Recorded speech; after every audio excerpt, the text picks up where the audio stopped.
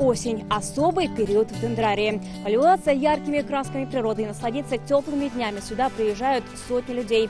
В такие дни здесь наибольшее количество посетителей в году. Но, как видите, сейчас здесь никого. С сегодняшнего дня Дендрарий закрыт для посещения.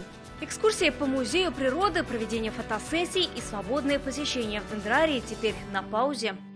Это связано прежде всего с рекомендацией Минприроды РТ об ограничительных мерах в связи с распространением COVID-19. Мы принадлежим Министерству природных ресурсов России, и распоряжение по заповеднику было сделано о приостановлении экскурсионной деятельности. Такая новость многих казанцев расстроила. Хорошая погода, выходные – отличный повод не только для прогулок на природе, но и красивых фотосессий. Мы очень расстроены, мы действительно приехали пофотографироваться на фотосессию, подготовились. Придется либо куда-то ехать поблизости, искать место, либо на просторах нашего Татарстана что-то находить.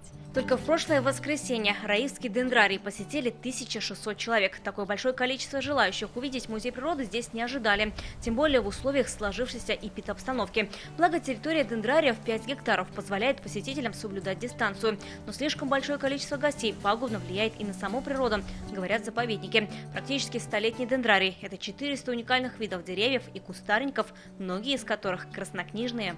Если где-то нарушение, например, самое частое, это когда на газонах в коллекции просто располагаются на пикник. Подходишь, объясняешь, говоришь, зачем, почему, адекватно реагируют, извиняются. Традиционно дендрарий закрывался 31 октября, а открывал уже свой новый сезон в 20-х числах мая. Поэтому посетители здесь ждут теперь только в следующем году. Вероника Гайнудинова, Рамзель Гарипов, ТНВ, Казань. Наша рука помощи вашему бизнесу. Антикризисные предложения. Телефон 843 5 705 100.